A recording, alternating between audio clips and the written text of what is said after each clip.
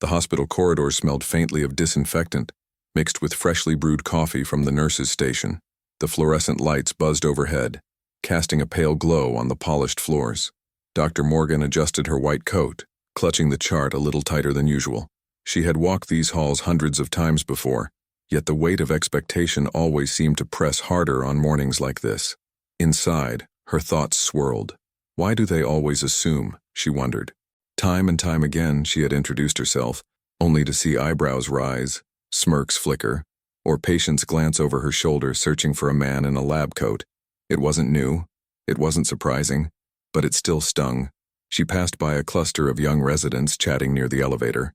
One of them nodded politely, but she caught the quick double take, like he had just remembered she was the lead surgeon today. Guess I'm the one in charge, she thought silently, her lips pressed into a thin line. The operating room awaited. Heart surgery, high stakes, a life on the table. She had trained for years, sacrificed birthdays, relationships, entire chunks of her 20s to get here. Still, sometimes it felt like her greatest challenge wasn't the scalpel in her hand, but the doubt in other people's eyes. Taking a steadying breath, she entered the patient's room. The man lay on the bed, his face pale but his eyes sharp. Family members surrounded him, tense and anxious. She introduced herself calmly, her voice steady and professional. "Good morning. I'm Dr. Morgan. I'll be performing your surgery today." There was a pause, brief but heavy, before the patient's lips curled into a frown. He looked past her, scanning the doorway as though someone else should be following. She continued, "I know this procedure can sound overwhelming, but I'll walk you through every step." Still his eyes narrowed. His hand gripped the blanket tighter. Then, in a voice loud enough to echo in the room, he barked, "I want the doctor." The words sliced through the air like a blade. For a second, silence swallowed the room. The family exchanged uneasy glances. The tension thickened, pressing down on everyone. Dr. Morgan stood frozen for just a moment, her heartbeat quickening. She was the doctor, the surgeon, the one who had studied, trained, and prepared her whole life for this moment. Yet here it was again, the same wall of disbelief, built brick by brick out of stereotypes and doubt. And now, the question lingered. How would she break it down this time? The words hung in the air, heavy, sharp, almost absurd in their bluntness. "I want the doctor." Dr. Morgan felt the familiar burn rise in her chest. She forced herself to keep her expression neutral. Years of practice had taught her that showing even a flicker of irritation only fueled the doubt in others. But inside, the sting was real. She took a step closer to the bed. "Sir," she said evenly, "I am the doctor. I am the surgeon responsible for your case." The patient shook his head, almost scoffing. His wife fidgeted at his side, eyes darting between her husband and Dr. Morgan, as if silently pleading for him not to make a scene. But he doubled down. "I don't want to be someone's experiment. Where's the real doctor, the man in charge?" The words cut deeper than he probably intended, but to her, they weren't new. They carried the echo of every professor who had once doubted her, every patient who had hesitated, every colleague who had mistaken her for an assistant. Her mind flickered back to residency, when an older surgeon had once handed her a mop instead of a chart, assuming she was cleaning staff. She had laughed it off then, but the memory still burned. How many times will I have to prove myself? How many times until they stop asking? She inhaled slowly, willing the frustration to melt into focus. "I assure you," she said, steady but firm, "you are in experienced hands. I've performed this procedure dozens of times." But he wasn't listening. He turned his head, calling out toward the hallway. "Nurse, get the doctor in here. I want to talk to him." Silence answered. Only the steady beeping of the heart monitor filled the room. Her jaw tightened. For a moment she considered walking out, letting someone else explain. But no, that wasn't who she was. She hadn't fought her way through years of sleepless nights, endless exams, and countless surgeries to shrink back now. She straightened, her voice cutting through the tension. "Sir, your life is in my hands.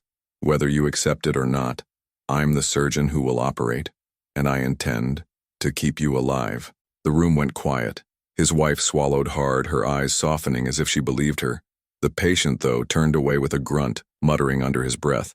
Morgan forced herself not to react. She left the room, her shoes clicking against the tile floor. Each step echoed the same rhythm. Prove them wrong, prove them wrong, prove them wrong. In the hallway, she caught the glance of a younger male resident lingering by the nurse's station. He looked at her, then at the chart in her hand, then back at her face. His smirk was almost imperceptible, but it was there, as if he too wondered if she could handle what came next. Her chest tightened again, but she refused to let it show. She walked past him, her pace brisk, her coat billowing slightly behind her. Every inch of her body screamed professionalism, competence, control.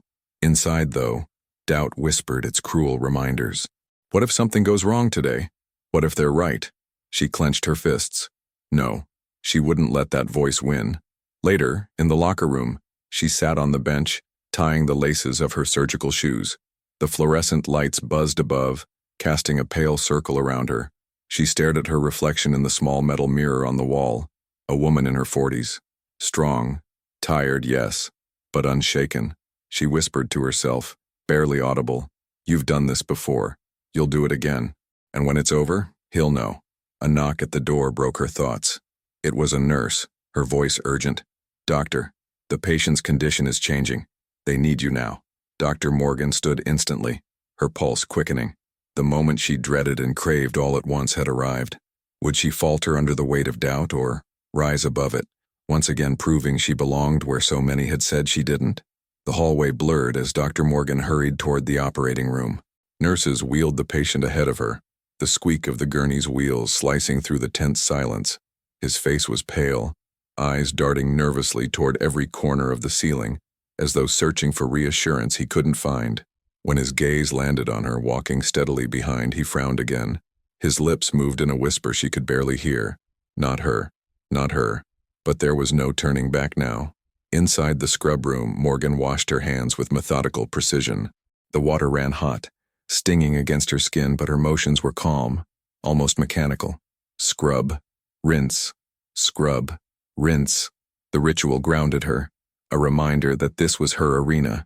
As she pulled on her gloves, she heard the muffled voices of the surgical team beyond the glass. "Are you sure she's leading this one?" a tech muttered. "She's good," another replied quickly. "But, well, you know how he feels." Morgan's jaw tightened.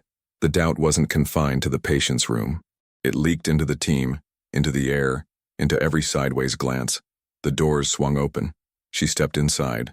The lights overhead burned bright, focused on the empty table waiting for its occupant.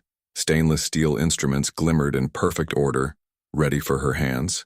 This was it, the battlefield, and she was the commander.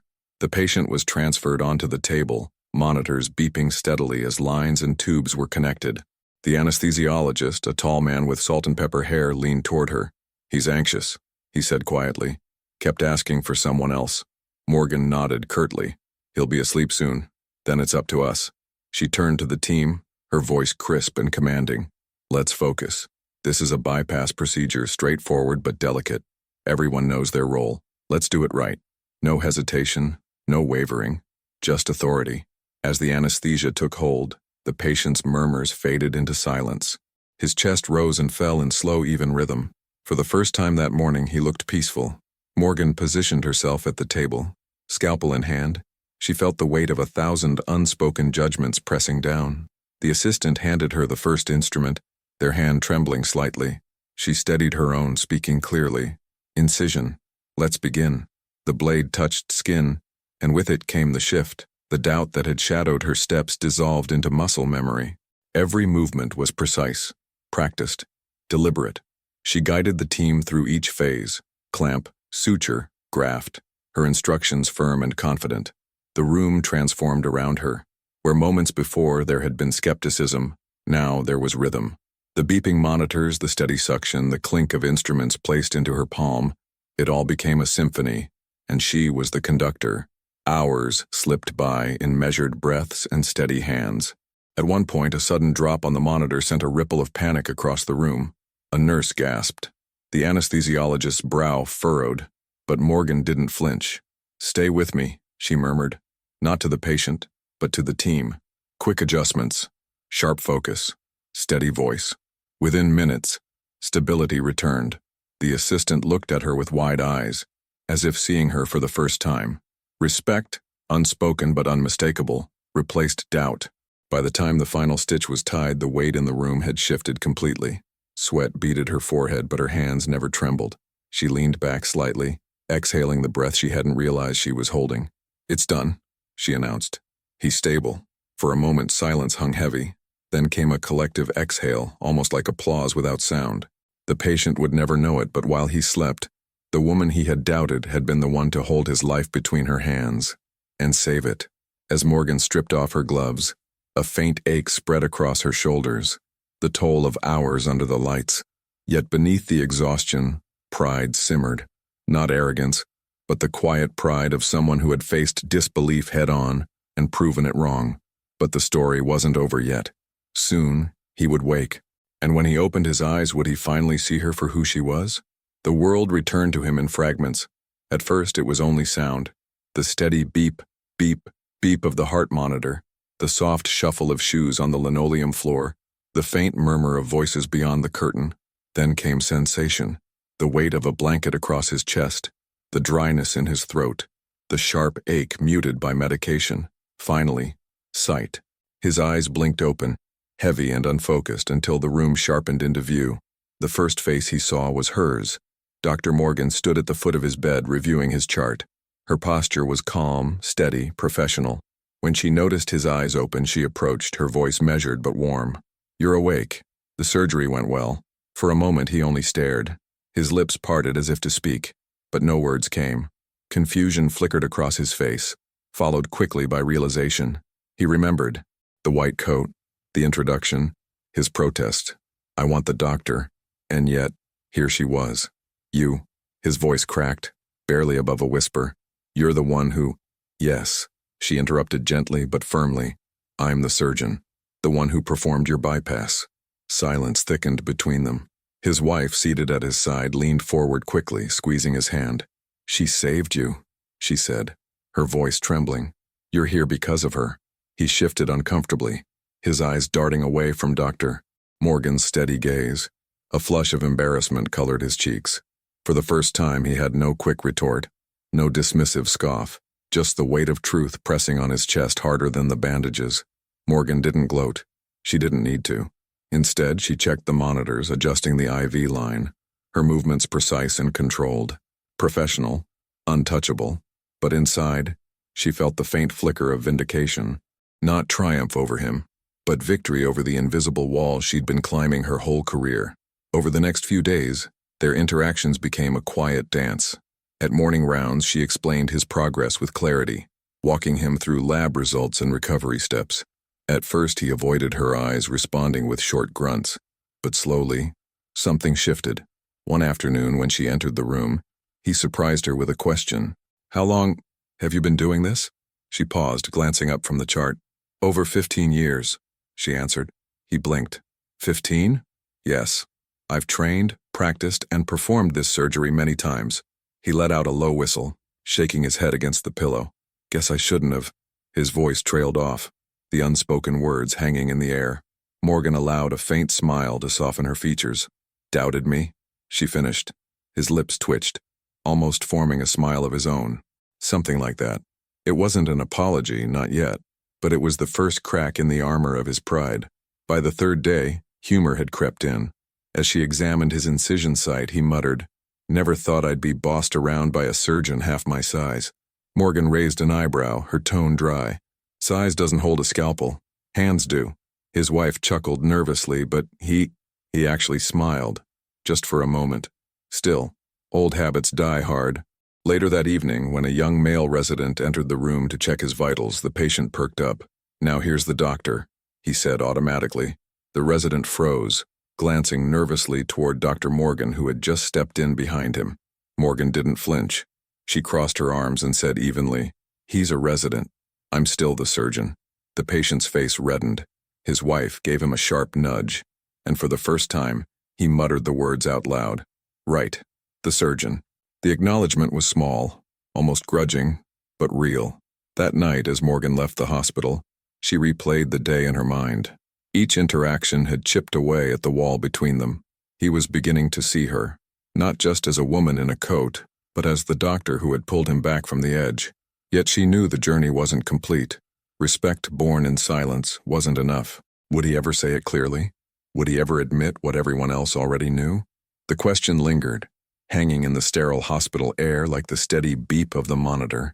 The room felt smaller than usual. The fluorescent lights buzzed with a sharper intensity, reflecting off the stainless steel instruments stacked neatly on the side. Dr. Morgan leaned over the patient's bed, reviewing the monitor readings that had suddenly spiked her pulse. Something wasn't right.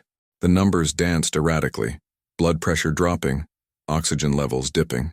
The patient stirred slightly, murmuring incoherently, and the family's anxious whispers rose to a crescendo. "Doctor," the nurse called, panic creeping into her voice. "His BP's falling fast." Morgan's eyes flicked to the monitor. She saw it, the sudden onset of a post-operative complication, rare but dangerous. Her heart raced, but her expression remained calm, controlled. Every second counted. "Prepare the fluids. Administer a vasopressor. I need suction ready," she instructed, her voice steady, leaving no room for hesitation. The anesthesiologist moved quickly, his hands trembling slightly as he adjusted the medications. The resident looked to her, wide-eyed, unsure. Morgan met his gaze with unyielding focus. "Follow my lead. This is not the time for second-guessing." The patient's family grew louder, their concern palpable. The wife's hand clutched the bed rail as her husband's breathing became uneven. Morgan's gaze shifted between the monitors, the patient, and the team, mapping every detail with surgical precision. Seconds stretched into minutes that felt like hours. Every movement she made was deliberate, each command clear. Clamp, inject, monitor, adjust, repeat. A nurse's voice cracked. "He's not stabilizing." Morgan's jaw tightened. No panic, only action. She leaned closer, scanning his vitals, recalculating interventions on the fly. Then a subtle adjustment, tiny, precise, and the trend began to shift. The drop slowed. The numbers stabilized. Her voice, calm but firm, cut through the tension. "Steady now. Keep him here. Watch him closely." The room exhaled as if releasing a held breath, but the moment wasn't over. Morgan knew the danger wasn't gone. It had been postponed, not erased. She stayed vigilant, her eyes scanning every monitor, every movement, every faint twitch. Finally, the crisis ebbed. The patient's blood pressure normalized, oxygen levels steadied, and his breathing became even once more. The team, once tense and hesitant, looked at her with newfound respect. The resident nodded, almost imperceptibly, his smirk replaced by seriousness. The nurses moved with a quiet efficiency, following her instructions without question. Morgan stepped back, allowing herself the briefest of breaths. Sweat beaded on her forehead, her gloves damp, but her hands had never wavered. She had controlled the chaos, steered it to calm, and in doing so had proven, not to herself but to everyone watching, that she was the one in command. The patient, still unconscious, had no idea what had just transpired, but when he awoke, he would. And then came the voice she had dreaded, a faint, hoarse acknowledgement from the corner of the room. The patient's wife, eyes wide and shimmering with gratitude, whispered to him, "Do you see now? She saved him. She is the doctor." He stirred slightly, a groan escaping his lips. Morgan approached, checking his IV line and adjusting the blankets. "You're stable," she said softly. Everything went as it should. For a heartbeat, she allowed herself a glance at him, the man who had doubted her, and saw the flicker of realization in his eyes, the slow dawning of respect. But there was no time to linger. Another patient needed her attention. Another life depended on her focus. She straightened, taking one last look at the stabilized monitors, then moved toward the door, her coat swaying lightly with her stride. The room seemed different now. The tension that had gripped every corner was gone, replaced by quiet recognition, subtle but undeniable. She had faced the impossible and prevailed. The wall of skepticism that had loomed over her all morning had cracked, just a little. Morgan paused, hand on the door, and glanced back at the patient's bed. This isn't just about proving them wrong, she thought. It's about saving lives. And I do that, every single day. A faint smile touched her lips. The battle of doubt had been fierce, but victory was hers, and it wasn't silent. It resonated in the steady beeps of the monitors, in the calm efficiency of her team, in the quiet awe of those who had once questioned her. Yet the final acknowledgement still hung in the air. Would he speak it aloud when he woke? Would the words of recognition finally cross his lips? Morgan didn't know, but she didn't need to. For now, the moment was enough. The calm after the storm, the proof of her skill, and the undeniable force of competence that could not be ignored. The morning sun streamed weakly through the blinds, casting soft stripes across the hospital room. The steady beeping of the heart monitor had become a quiet, comforting rhythm. Dr. Morgan entered with her usual calm authority, clipboard in hand, but there was a subtle warmth in her stride that morning. The patient stirred, blinking against the light, his movements slower, his awareness returning piece by piece. For the first time, he really looked at her, not just the white coat, not just the label of doctor, but at the woman who had guided him through the hours that had meant life or death. You were the one?" he asked, his voice still weak, tinged with disbelief. Morgan nodded, her expression gentle but steady. "I was. I performed your surgery and I oversaw your recovery. You're stable now." He swallowed, his throat dry. The words he had clung to in ignorance all morning, "I want the doctor," now felt hollow in the face of truth. He had doubted her because of habit, because of expectation, because of an ingrained idea that authority in the hospital belonged to men. And yet here she was, standing calm and composed, proof of everything he had refused to see. His lips trembled, caught between embarrassment and admiration. I didn't believe," he admitted softly. I assumed." Morgan placed a hand lightly on his chart. "You assumed, and that's human. But assumptions don't change facts. You're alive because of skill, focus, and experience. Nothing else matters." He exhaled slowly, his shoulders relaxing as realization finally sank in. I guess I owe you thanks." Morgan smiled faintly, almost imperceptibly, letting him feel the weight of those words. "You owe yourself thanks. You trusted me enough to let me do my job. That's what matters." The family's relief was palpable. The wife squeezed his hand, eyes glistening. The nurse peeked in, nodding in quiet approval at Morgan's composure. The room, once tense and filled with doubt, now radiated a calm respect that seemed to settle over every person present. As the hours passed, conversation became easier. The patient asked questions about the surgery, about the steps she had taken, about the precautions and decisions along the way. Morgan answered with clarity and patience, each response reinforcing her authority without arrogance, each gesture quietly breaking down the walls of prejudice he had built. When he finally attempted a joke, weak, awkward but genuine, about being bossed around by a surgeon half my size, Morgan allowed herself a small, amused smile. "Size doesn't define skill," she replied, her tone teasing but factual. "Hands do." It wasn't just humor, it was recognition, mutual understanding. Respect had been earned, not demanded, and it shone in the quiet interactions of the room.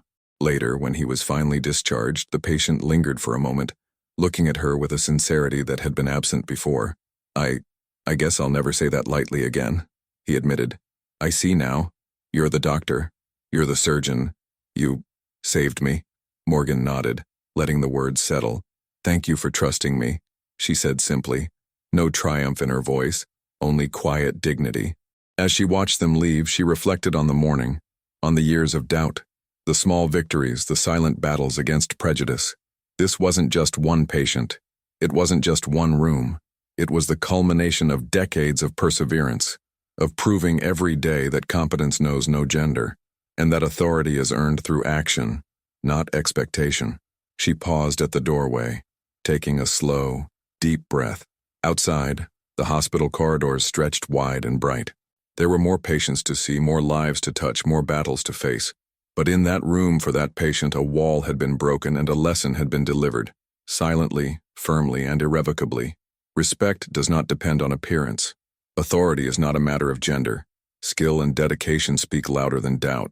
Dr. Morgan straightened her coat, adjusted her gloves one last time, and walked down the corridor with steady purpose. Her work was far from over, but the morning had proven something important. No amount of prejudice could diminish what she had achieved. And to the patient, the family, the team, and anyone who doubted her, the truth had been undeniable. If you've ever been underestimated or doubted because of who you are, share your story in the comments. Give this video a like if it inspired you. Subscribe for more stories that challenge expectations, and let us know, on a scale from 0 to 10, how empowering this story felt to you.